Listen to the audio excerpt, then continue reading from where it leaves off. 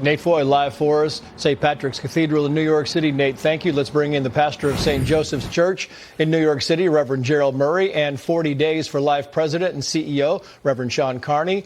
Gentlemen, thank you both for coming on. Sean Carney, Reverend Carney, to you first. You think Pope Francis had a big heart. I mean, everybody kind of world round loved him. He was very charming, but you also believe that he created some division within the Catholic Church. Explain that for us, if you would.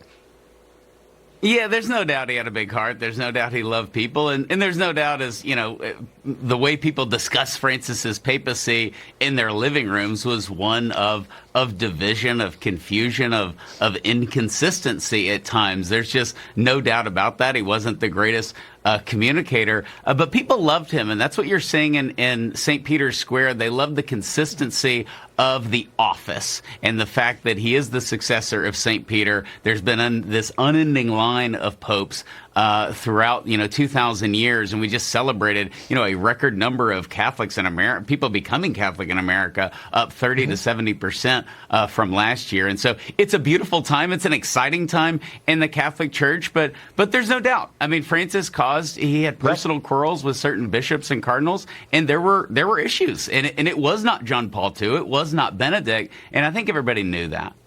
Yeah. Meantime, Reverend Murray, Cardinal Dolan said this today on Fox. Watch.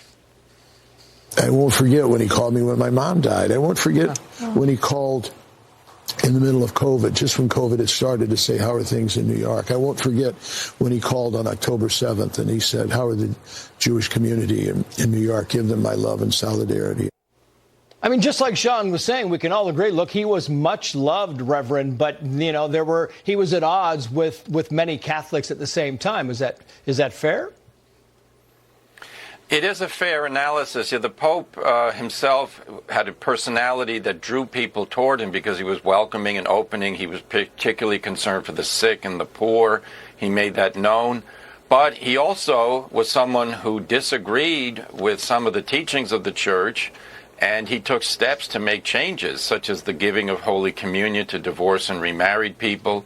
He authorized the blessing of same-sex couples as couples, which was unheard of and really is inconsistent with Catholic teaching. He declared that the death penalty is immoral, which the Church has never taught. The Church has taught that it's an appropriate punishment for certain very serious crimes. He also, to the chagrin of so many, signed a secret agreement with the Chinese Communist government, giving the Chinese Communist Party effective control over the naming of bishops in China. And there's a cardinal in Hong Kong, Cardinal Zen, who objected to it, and the Pope refused to discuss it with Cardinal Zen. So these disagreements form part of the legacy. They don't detract from the love we have for the Pope, but something to consider as we reflect on what the Pope did over 12 years. I want to put this up, and I want to get both of your responses quickly if I can. Politico writes the following here: an uncertain next act for the Catholic Church. It goes on to say, Catholicism now stands at a crossroads of Francis' construction. Uncertain is the direction the Catholic Church will take under a new leader who will be selected in the coming months, and no ideological faction of the Church is at ease. Sean, to you first. Do you see them going with maybe a liberal like the Vatican Secretary of State, or do you see them going a more conservative direction?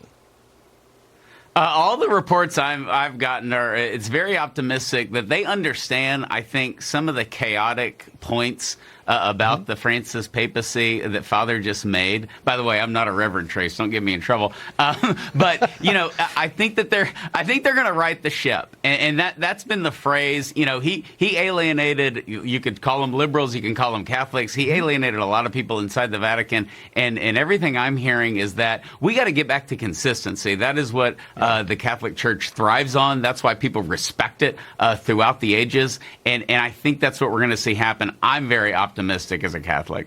That was just elevating you, by the way, Sean. It was very quickly and temporary, but thank you for playing along with that. I'll call you Reverend from now on, Trace. Reverend Murray, thank you. What do you think the direction of the Church will be?